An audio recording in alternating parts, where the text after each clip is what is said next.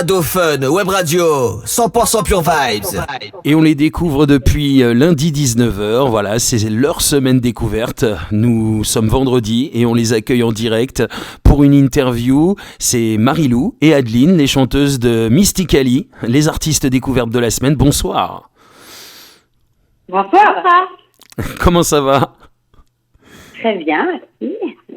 Alors, Super.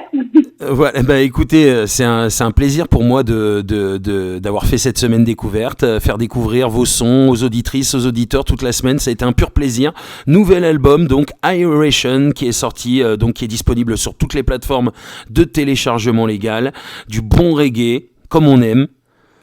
Ben, ça fait plaisir, en tout cas. Merci du soutien, parce qu'on sent que cet album fait un petit peu à notre niveau parler de lui autour de notre région et puis même bien ailleurs. Donc on est super contents et voilà. Merci de soutenir les artistes locaux qu'on représente en toute humilité. Yeah. Ça fait plaisir. En tout cas, et puis vous avez du talent, hein, et puis il n'y a pas de raison qu'on vous mette pas aussi en avant les artistes, les artistes indés, les artistes, voilà, c'est important pour nous. Nous, en tout cas, on est là pour faire le taf, et c'est un vrai plaisir, un vrai échange, et merci d'être là, les Mystically.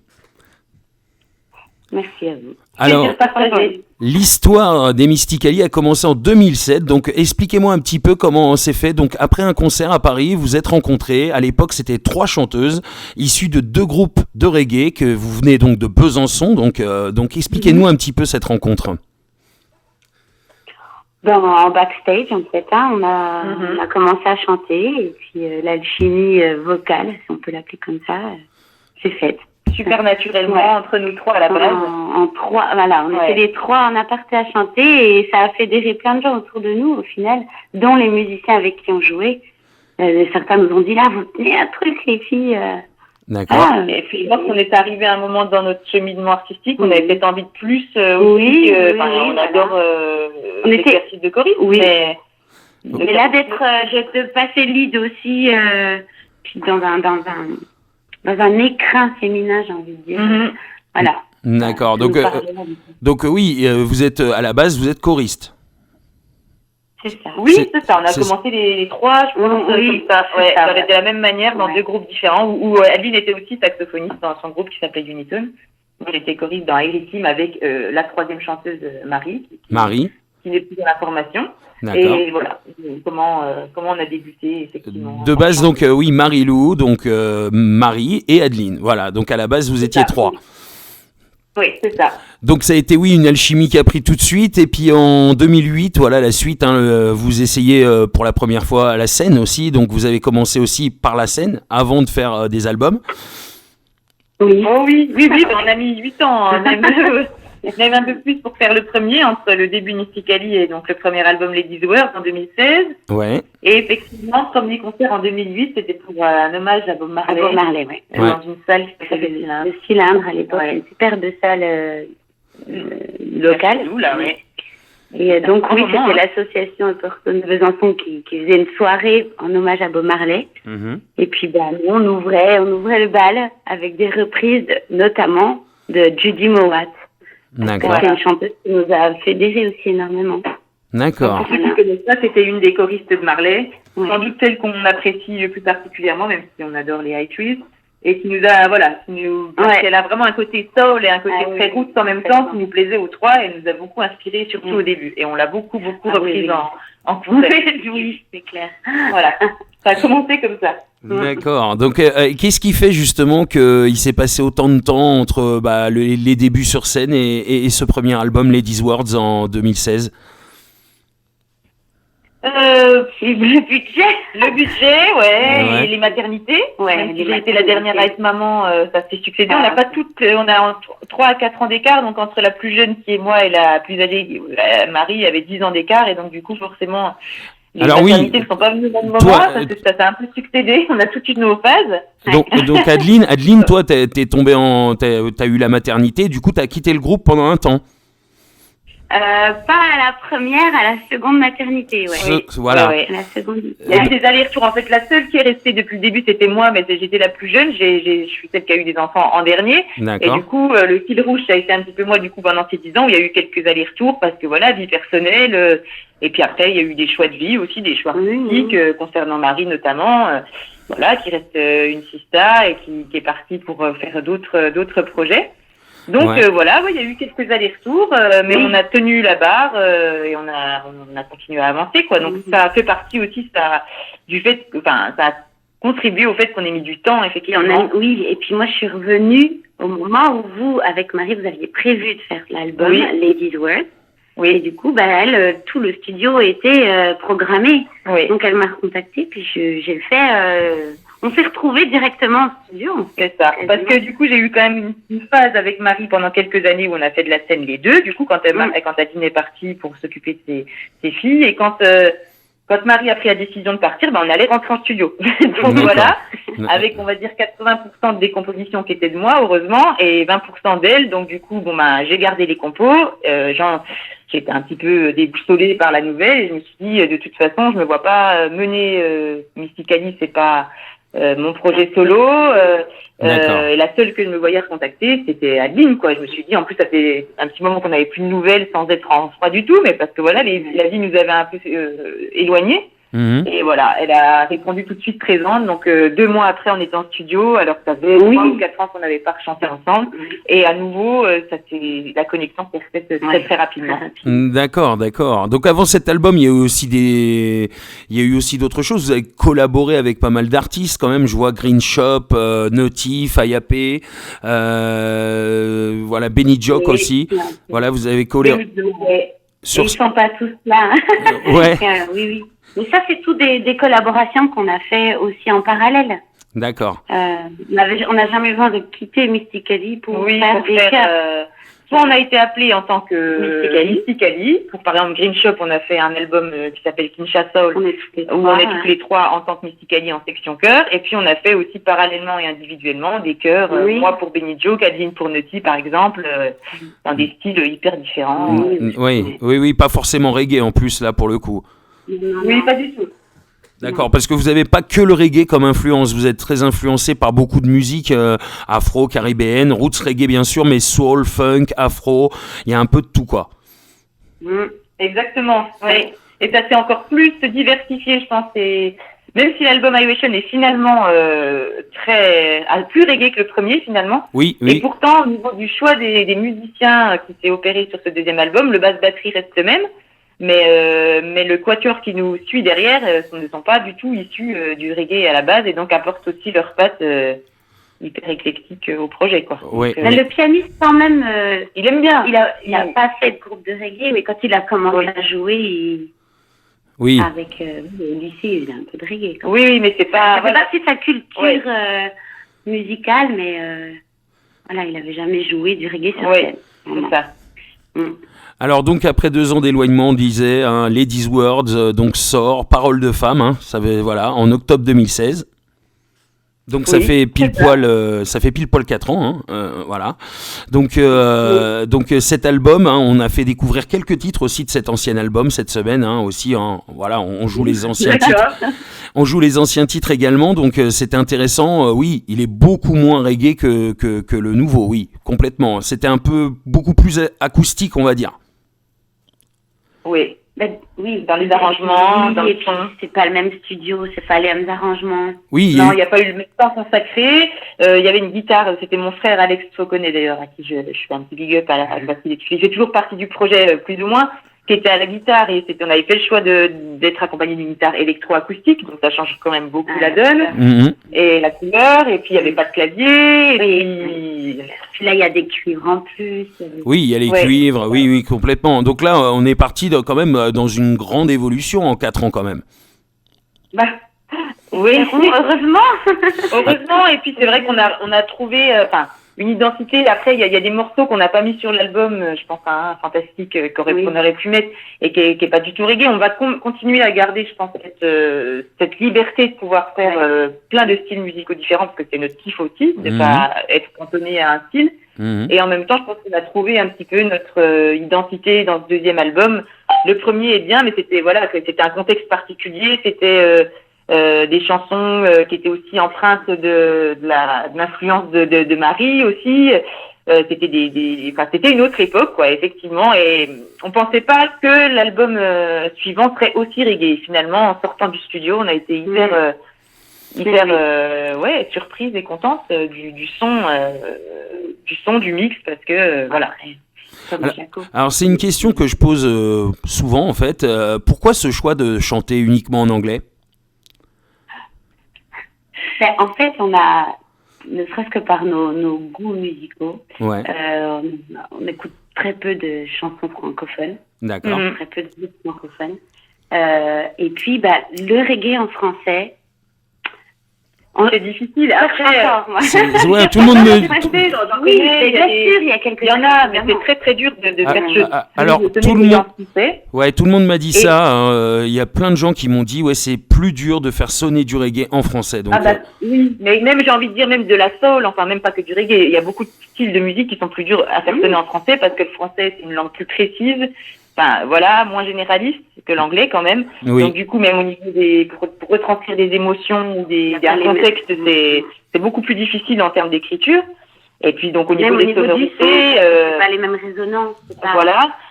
Donc mis à part les créoles qui le font sonner différemment, mais on va dire que c'est une langue française, mais qui est empreinte déjà d'une touche afro-caribéenne, forcément. Oui, donc ça, je le mettrai de côté, mais c'est vrai que le reggae français, moi, je tire mon chapeau aux artistes qui arrivent à le faire sonner, parce qu'il y en a. Et que c'est un objectif quand même qu'on a, parce que effectivement ça paraît bizarre aussi, on est française, on est francophone, voilà, il serait bien qu'on ait des titres en français, donc on y travaille. Après, on aimerait aussi avoir des titres dans nos langues paternelles, par exemple, en créole pour Adeline, en lingala pour moi, je suis originaire du Congo. Enfin, c'est des objectifs justement qu'on aurait peut-être pour le 3e album. En tout cas, c'est quelque chose qu'on a en ligne des mires, parce que effectivement, je pense que les gens nous le demandent souvent, et que c'est quelque chose d'important aussi pour les Français d'avoir des artistes qui parlent français. Donc, faut pas renier ça. C'est juste qu'effectivement, c'est peut-être aussi une solution alors pas de facilité, mais c'est une habitude un peu prise, comme disait Aline, par rapport aussi au style qu'on écoute. Et donc, il va falloir un petit peu se détacher, retravailler complètement différemment pour proposer un titre français qui nous plaise, et qui sonne. D'accord, ok. Écoutez, oui, non, mais c'est important d'en parler. Je trouve que quand on est francophone, après c'est le choix aussi. C'est peut-être par rapport aussi au fait que vous écoutez pas beaucoup de sons francophones, justement. Après, on en écoute, mais pas en reggae. Reggae français, justement, c'est ma prochaine question. Vous pensez quoi de la scène reggae française actuelle, justement ? On en parle souvent. L'ancienne, Moi, en français. Ah, français, oui. Là, pour le coup, oui. Je suis restée bloquée à Foundé. Foundé. Ouais, non, mais Foundé, c'est une bonne référence, Foundé, hein. Pour moi, du reggae roots, francophone, ça sonne roots. Lui, par exemple, eux, ils ont réussi pour moi à faire sonner le reggae en français. Sonner la langue française dans toutes ses sonorités. Complètement. Ils sont devenus, mais en tout cas, j'aimais beaucoup à l'époque. Oui. Alors, on les entend plus, mais c'est vrai que on a beaucoup kiffé sur les sons de Foundé. Hein. C'est vrai que c'est vrai, ils font partie des artistes qui font sonner le reggae français. Mais alors, vous en avez pas d'autres du tout en tête? Oui, on a quand même. Moi, je pense que je suis un peu à l'ancienne. Avec Kadaridim, pardon. Kadaridim. Alors moi, j'ai pas trop écouté ça. Ouais. Alors moi, c'est vrai que j'étais vraiment à l'ancienne, plutôt reggae jamaïcain quand on écoutait il y a 10-15 ans. Donc je suis un petit peu l'actualité reggae français en ce moment, parce que forcément là, on est en sortie d'album, donc je vois ce qui sort. Moi, j'aime beaucoup l'artiste Mo Calamity, voilà. Et puis, par exemple, on parlait des artistes qui savent faire sonner le français. PK, ça reste une valeur sûre. Pierre Paul Jacques, alors que j'ai pas forcément écouté adolescent. Et c'est mon conjoint qui lui a beaucoup écouté, il y a 15-20 ans du PK, et qui m'a un peu refait découvrir. Et du coup, j'ai écouté des sons et tout, et force est de constater que ça fait partie des artistes qui arrivent grave à faire sonner sur du bon roots, en plus le français, quoi. C'est ça. Et aujourd'hui, le reggae français, excuse-moi, je te coupe, mais le reggae français, il va. Après, je suis pas au courant de tout, ça c'est sûr. Je suis passée certainement à côté de plein de nouveautés, mais il est très new roots en fait. Dubbing Corporation ou tous ces groupes qui font vraiment parler le reggae français, même à travers les frontières de la France. Pour moi, ça reste du new roots. On est loin du roots. Et des groupes comme Foundé, je reviens à eux, pour moi, c'est les seuls qui ont pu faire sonner le reggae roots à la française. Ouais. Mais je vois que t'es vraiment, alors là, les Foundé, voilà, c'est les Foundé. Ah ouais. Mais en plus, moi, je les ai découverts, je m'en souviens, je t'accompagnais, Marie-Lou, vous chantiez, vous étiez choriste et je vous accompagnais juste sur un festival du côté de Lyon. Et ils devaient jouer.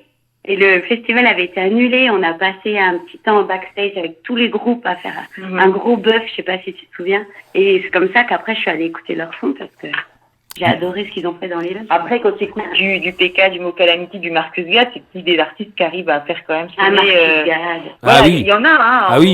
Ah oui, là, vous voyez... Oui, c'est francophone, mais... c'est pas en français. Ouais, voilà. Alors, Marcus Gad, il a fait une chanson en français, hein, pour info. Et vraiment, je pensais plus à ces artistes-là, les nouveaux, les jeunes artistes reggae français. Justement, Marcus Gad en fait partie. Et c'est vraiment, voilà. Et alors, pour toi, pourquoi c'est justement du new roots, c'est pas du roots? Dis-moi, justement. J'avais, pardon, je pensais pas à Marcus Gad à ce moment-là. D'accord, parce que lui, il fait vraiment du roots, hein. C'est lui vraiment. Mais je l'avais omis, mais non, effectivement, Marcus Gad, c'est peut-être le dernier artiste que j'ai découvert en reggae. Ouais. On l'a eu en direct sur Radiophone aussi. Alam, je sais pas trop d'où il vient. Alam, oui, pardon. Alam, oui, Alam, on connaît aussi. Ouais. Mais elle, c'est pareil, elle a démarré apparemment en français pour virer vers de l'anglais. Oui, tout à fait, ouais, c'est ça. C'est ça, ouais, non. On a bien sûr nos acolytes, nos voisins, nos copains des Mystical Fire, qui aussi donc sont la même région que nous, Mystical Fire, et qui proposent un reggae assez route. Après, voilà, c'est une question de goût, voilà, hein, tout est bien dans ce qui se propose. Après, c'est vrai que nous, en tout cas, je vais parler pour ma part, c'est vrai que je suis amatrice de roots. Et voilà, si je devais faire sortir 3 noms qui pour moi, font sonner et le texte et le son vraiment comme le reggae que j'aime, je dirais Mo Calamity, Marcus Gad et quand même PK parce que il est fort, quoi. Et il est très bien entouré toujours dans ses albums. Oui. Je dirais ces 3-là, mais... Carrément. Et puis alors Pierre-Paul Jacques, hein, il a quand même ressorti encore un album cette année, avec une collaboration avec Daddy Mori aussi, parce qu'on n'a pas cité les Ragasonic, mais bon là encore on est dans encore autre chose. Oui, bien sûr. Là, c'est les grands frères là. C'est plutôt raga, on va dire reggae raga quoi, on va dire. Donc on est encore dans autre chose, on n'est pas dans le roots là clairement, mais ils font partie aussi de la scène reggae française, des anciens aussi. Et c'est vrai que ça fait plaisir justement que les anciens soient toujours là pour faire sonner cette musique qui au début, on va dire fin des années 90, début des années 2000 cartonnait et puis était diffusée sur les radios. Moi, on en parle souvent avec les artistes de ça et puis que maintenant beaucoup moins. Donc c'est dommage. Mais les artistes sont toujours là et nous on est là pour continuer à faire vivre cette musique et c'est important. C'est hyper important parce que c'est vrai qu'on sent que ça se perd un peu. On n'est plus à l'âge d'or du reggae français, j'ai envie de dire. Moi, je l'ai connu, j'étais encore très jeune, mais cet fameux âge d'or, mais on sent que ça devient un peu plus compliqué. Et puis qu'on est obligé de passer par d'autres chemins de communication aussi pour se faire entendre. Et donc, il y a toute une nouvelle génération. Nous, on est entre deux, donc on n'est pas des anciennes, mais on n'est pas des toutes jeunes non plus. Donc, il faut qu'on arrive à se remettre dans le bain, réseaux sociaux, etc., les clips, l'image, tout ce que... Voilà, nous, on a commencé les concerts, on distribuait encore des flags et puis on collait des affiches. On a quand même connu ça. On était très jeunes, mais on a encore connu ça. Et donc, effectivement, on sait bien que les elders soient toujours là pour maintenir un peu le flambeau parce qu'on sent que voilà, quoi. Le reggae, on a besoin. Oui. Le reggae, en France, en tout cas, on a besoin. Oui. Bon, après, un peu partout, mais en France particulièrement. En Jamaïque, c'est encore une autre... oui, complètement.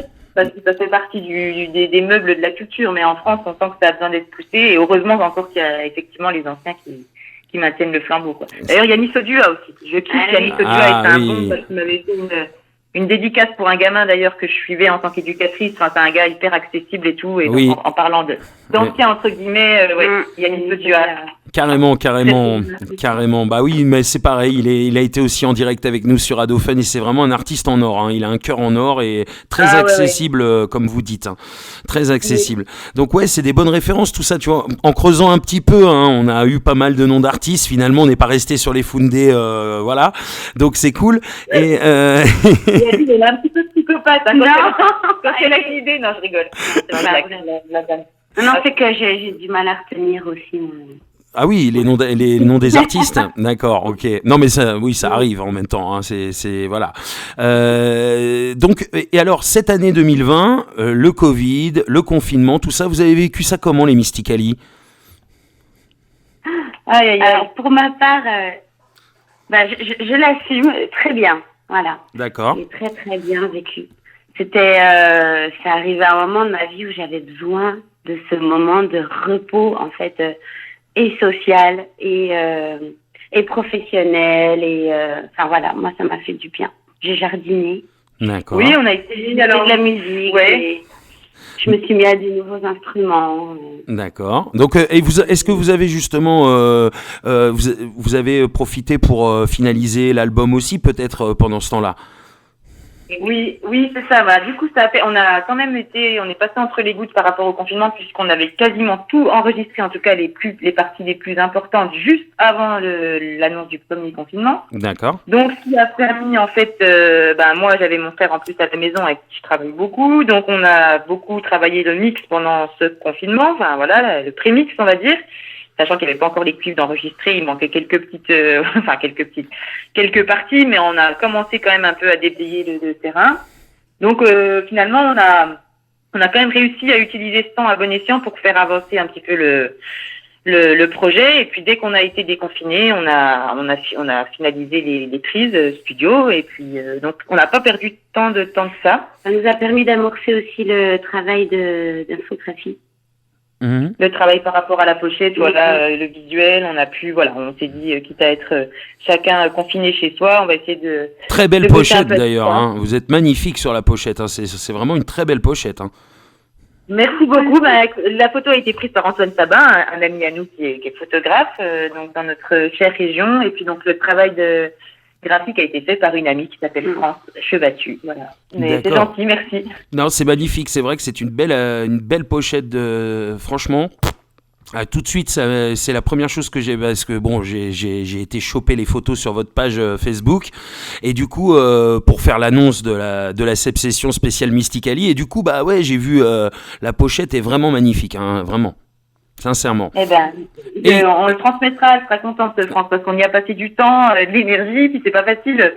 Forcément, quand on est deux, il y a toujours on se ressemble pas du tout, en plus, avec Adeline, que ce soit, on se rejoint sur plein de choses, mais sur plein d'idées, on est très, très différents, donc il a fallu faire beaucoup de discussions, de compromis, chacune de notre côté, pour arriver à quelque chose qui nous plaise vraiment aux deux, donc ça fait plaisir. Et puis je le transmettrai à la graphiste, parce que vraiment, il y a passé du temps, et ça se voit que c'est un beau travail en tout cas, et puis ce qu'il y a dedans aussi, hein, pareil, hein, en dessous la pochette, c'est du très très lourd.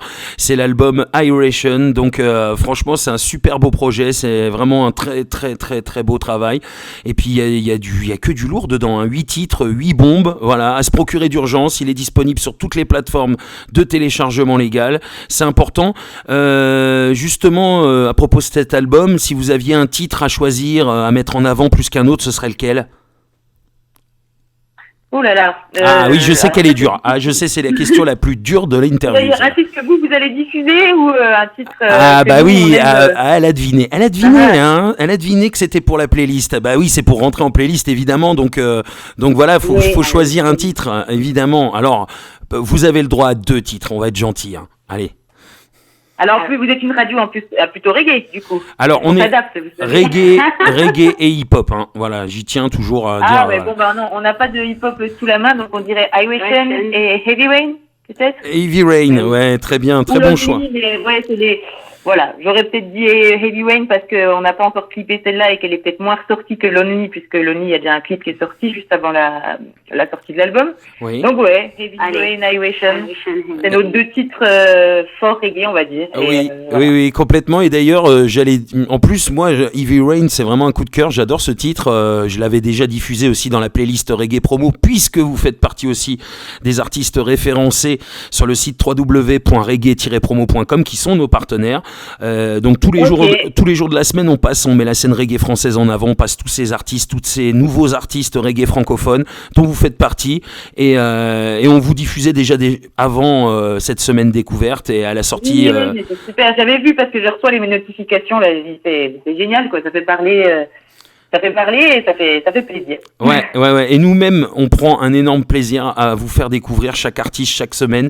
C'est un grand plaisir parce qu'en plus, nous aussi, on découvre des vrais talents et on est vraiment ravis. C'est un échange de force et voilà, on est là pour vous, pour vous mettre en avant un maximum et en plus, en cette période qui doit être difficile parce que je pense que vous avez dans la tête certainement, parce que c'est un album de scène, je pense que le présenter sur scène ça va être un vrai grand plaisir et que pour l'instant je pense que vous êtes comme tous les autres artistes, ça doit être un peu en stand-by ça, cette histoire-là. Complètement.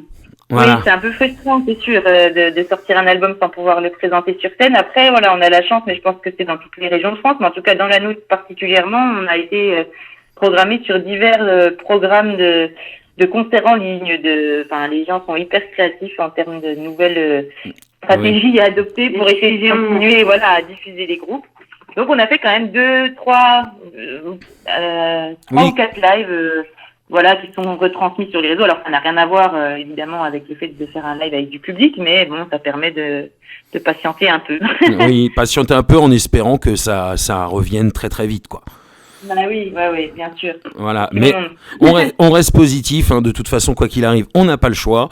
Et puis, et puis en plus, c'est une musique plein d'espoir. C'est des sons, qui donnent le smile. Votre album, quand on l'écoute, on a vraiment envie de bouger, de s'évader, tout ça. Donc c'est important, c'est ce que le reggae aussi transmet. Et voilà, vous êtes resté vraiment dans malgré qu'il y ait beaucoup d'influence, on l'entend sur beaucoup de sons. Il y a quand même cette base reggae qui fait de vous ce que vous êtes aujourd'hui. Yes, merci beaucoup. Voilà, et on a kiffé et continuez comme ça. Alors, on va faire la petite partie promo. Maintenant, c'est important de nous dire aux auditrices, aux auditeurs où on peut vous retrouver, où on peut retrouver les clips, les sons qui sont clippés, vous retrouver aussi sur les réseaux sociaux, etc. Et bien sûr, l'album, on peut le rappeler aussi. Allez-y, c'est le moment promo. Le micro est ouvert. Yeah. Donc l'album disponible sur notre site web mysticali.com en physique pour que vous pouvez le commander et donc le recevoir chez vous, en digital sur toutes les plateformes de streaming et de téléchargement possibles. Ensuite les clips, le dernier en date c'est Annihilation qui est sorti vendredi dernier, le 20 novembre, qui est disponible sur Reggaeville et qui sera bientôt aussi disponible sur notre chaîne YouTube. On l'a pas encore mis en ligne sur notre chaîne YouTube, mais il est assez facile à trouver. Donc Annihilation. Le premier clip qui est sorti juste avant la sortie d'album qui s'appelle Lonely, qui a été tourné par l'Engrenage, qui donc est une structure de notre région locale. Et puis au niveau des actus, des petites surprises qui arrivent à gauche à droite. On peut pas trop en parler pour l'instant. On a fait des petits lives à la maison tranquille avec les gars. On s'est retrouvés dans un appart. On a enregistré en mode un peu reset. On va essayer de faire un petit montage de tout ça puis de diffuser. Voilà, le temps de vraiment pouvoir retrouver les gens physiquement en réel. Oui. Et voilà, toutes les actus donc sur notre Facebook, page Instagram et éventuellement sur le site web aussi. Yes, voilà. Donc de toute façon on relaie toutes les infos et on vous a identifié aussi sur les réseaux toute la semaine, donc voilà, les gens peuvent retrouver aussi directement vos infos en allant sur la page aussi à de Fun Web Radio sur Facebook. Donc les Mysticali, c'est le moment des big up. On va peut-être citer aussi les autres membres du groupe parce que vous le dites avec les garçons, il y a du monde derrière, on va peut-être leur faire un big up. C'est ça, on est bien avant, mais ouais, c'est vrai. À la batterie, on a Tom Moretti. Yes. À la basse, Victor Pierrel. Au piano, Mathis Bouvray-Akangin. Yeah. Et puis, à la guitare, John Tegval. Voilà. Et on leur Le tout a été enregistré au studio Le Zèbre à Besançon par Thomas Jacot, enregistré, mixé, masterisé par Thomas Jacot. Et mon frangin Alex Waconet, qui a beaucoup participé aussi au projet, à la direction artistique, au mix, aux arrangements, voilà. Et puis les sections cuivre, voilà. Ma frangine, tu vas dire, je fais jouer tout le monde, mais c'est vrai, il y a ma frangine au violoncelle sur le dernier morceau, donc Pauline Ngolo, et puis donc la section cuivre qui joue sur 5 morceaux sur 8. Donc on a Charles Lavru, Ulysse Chambe et Marius Rab, pardon, j'ai écorché son prénom, pour les 3 cuivres qui nous ont accompagnés sur cette aventure. Et on espère pouvoir les avoir sur scène. On verra. Faut avoir des scènes conséquentes pour pouvoir accueillir des cuivres en plus, mais ça serait bien. Oui, ça fait du monde quand même, oui, c'est vrai. Oui, ça fait du monde.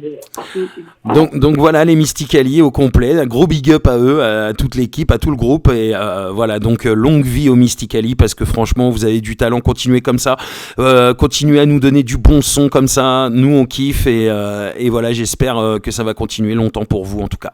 Vraiment, merci encore du soutien à Dauphin Meub Radio. Vous êtes au top, vraiment. Si on monte sur Paris ou dans les environs, ça sera avec grand plaisir, en tout cas, qu'on passera. Si on est dans le courant, parce que vraiment, je suis depuis le début, comme je le dis, je sais que voilà, vous relayez nos infos et ça fait vraiment plaisir. Donc big up à vous, à toute l'équipe. Ouais, faites-nous signe si vous avez une scène dans le coin, ou surtout aussi pour venir vous voir sur scène aussi, parce que ça on le fait à chaque fois quand il y a des artistes qui passent dans le coin, on vient les voir aussi, c'est bien aussi, c'est cool quoi. Voilà.